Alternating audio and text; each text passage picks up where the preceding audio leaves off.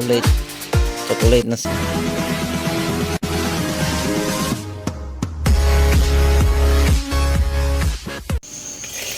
Hello guys, ito yung pagproseso ng paggawa ng tabliya. Kailangan mo pa siyang halo-haluin hanggang yung mangitim na siya, tapos matatanggal na yung kanyang balat. ito yung ginagawang chocolate Pag inano mo sa kamay mo, or tsaka cocoa. tapos kailangan mo siyang halo-haluin guys, kasi masusunog din yung ilalim pag hindi mo siya hinalo ng maayos. Yung sunog na yung ilalim, pero yung sa ibabaw hindi pa. Ito na yun guys, medyo nasunog na, kunti na lang siya. Ayan o, kunti na lang.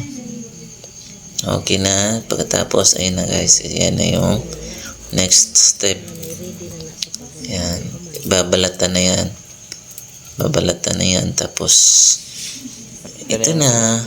Di pa nakita yung ano guys, di pa nakita yung paano siya gigiling pa kasi yan guys. Gigiling pa yan. Di kasi ako yung naggiling, si nanay. Yan na yung ano. Yan, yung kalabasan.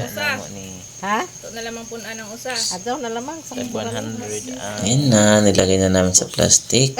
Yung isang piraso niyan guys is 100. Sila limpa yung iba. Ang dami pa. Ang dami pang ilalagay sa ano, guys, sa plastic. 2,000. 100 isa guys, tas ano yan, 16 piraso. So may benta kami dyan ng 160. Aming chocolate Tsaka na si Kwate. pag benta, ay syempre may ano muna tayo. Dapat may sariling atin. Yan na yun. Chocolate. Cocoa.